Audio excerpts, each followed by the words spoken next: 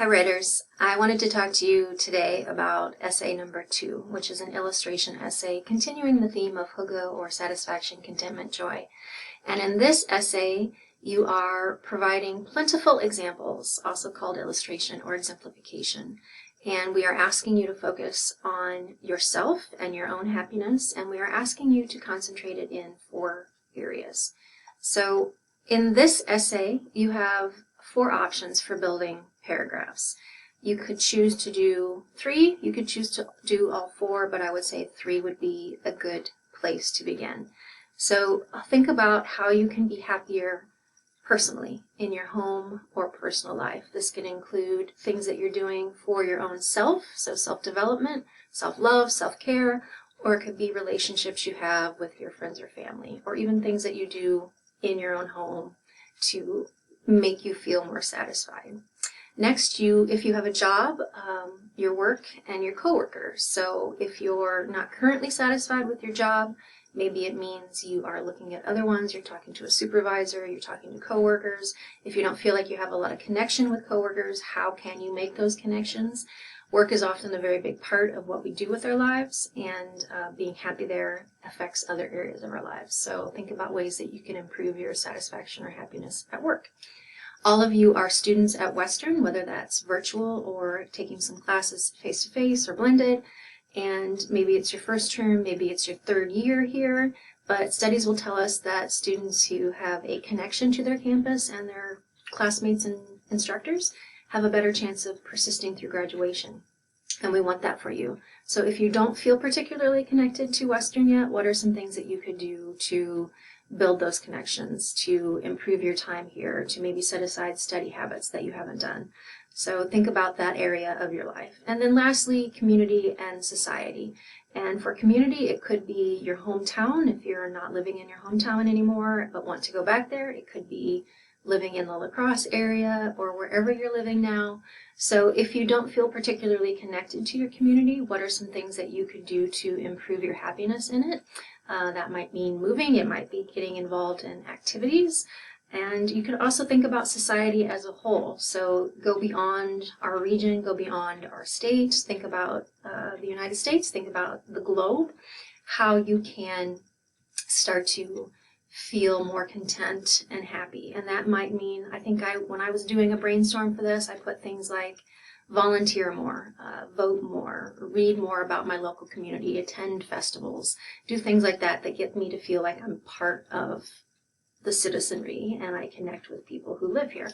So this is a nice way to structure your essay. You have 3 to 4 basic areas that you can build your essays.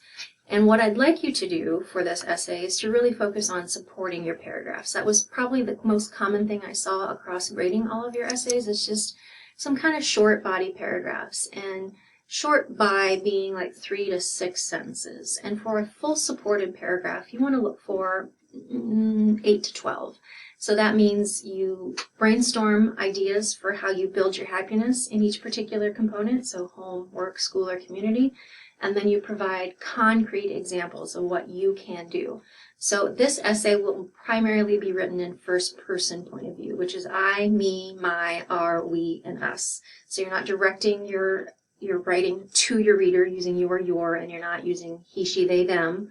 This is about you and your happiness. So that's something else I'd like you to focus on, is keeping that pronoun use consistent. So I, me, my. And you are, for this essay, also using an outside source. So outside sources can come in the form of web articles, books, documentaries, podcasts, TED Talks, YouTube videos, anything that has some substantial content associated with it. So avoid things like blogs that are usually kind of slapped up by anybody and might not have a lot of credentials. Avoid things like wikis unless you're actually looking at the sources they're referencing.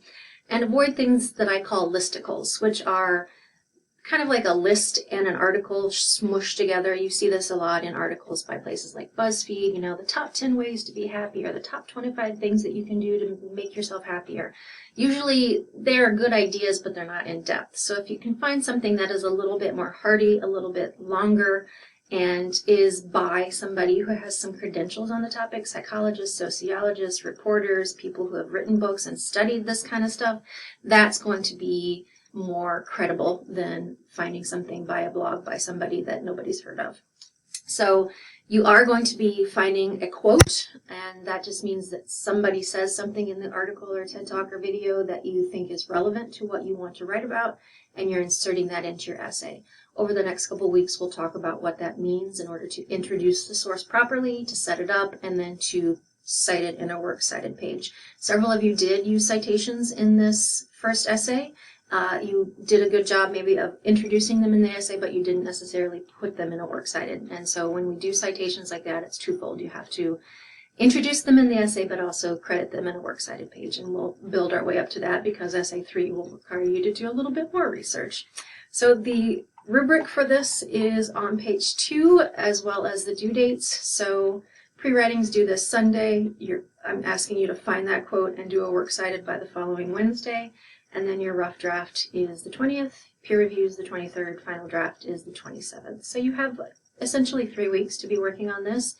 And if you have other ideas beyond what is on this that I'm tired of talking about happiness, but I want to do an illustration on something else, just let Erin or I know and we can talk about the viability of those topics.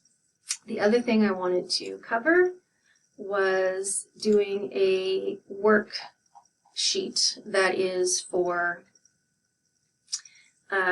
pre-writing. So if you would like to use this sheet, you are welcome to use it for the pre-writing that is due on Sunday. And this is just the 4 columns that you are to address in your essay. And again, you could do 3 or you could do 4. And so this is basically brainstorming listing. You write down as many ideas as you can for each of the columns, and you start to look for patterns, and you start to ask if some are stronger than others. So you might even highlight or bold or circle things that you feel are stronger. And you could certainly submit this for your pre-writing. If you don't want to do this, if you like mind mapping or outlining or free writing better, that's fine, but I wanted to throw this option out for you. So the table's already there. If you find yourself needing more rows, just go to this last row and hit tab and it will add rows for you.